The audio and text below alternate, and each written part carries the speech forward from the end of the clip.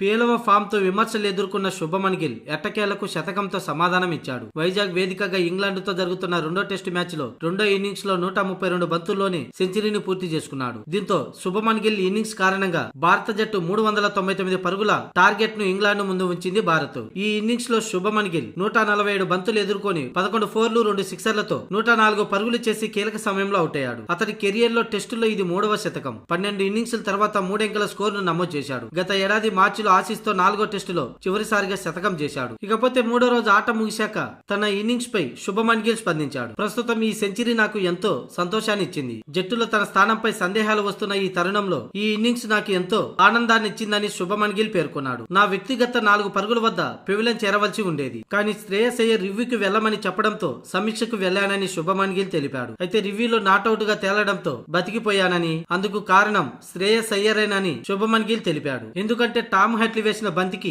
Umpire LBW అని out ఇచ్చాడు, కానీ శ్రేయస్ అయ్యర్ రివ్యూ తీసుకోమన్నాడు. నేను కూడా అది అవుటేనని పెవిలియన్ చేరదామని అనుకున్నాను, కానీ బంతి బ్యాట్ ఎడ్జ్ తీసుకొని కాలికి తగిలింది. దీంతో నేను అవుట్ నుంచి బయటపడ్డానని, ఇందుకు కారణం శ్రేయస్ అయ్యరేనని శుభమన్ గిల్ తెలిపాడు. తాను ఎదుర్కొన్న 7వ బంతికే శుభమన్ గిల్ ఈ గండం నుంచి బయటపడ్డాడు. దీంతోనే ఈ రోజు నేను సెంచరీ చేయగలిగానని శుభమన్ గిల్ పేర్కొనడం విశేషం. ఈ పిచ్చిపై స్వేచ్ఛగా ఆడేంతలా సులభమైన వికెట్ కాదు, కానీ ఆలోచించి బ్యాటింగ్ చేస్తే మాత్రం మంచి వికెటే. బంతి బాగా టర్న్ అవుతుంది. పిచ్చిని అర్థం చేసుకుని నేను బ్యాటింగ్ చేశానని శుభమన్ గిల్ తెలిపాడు.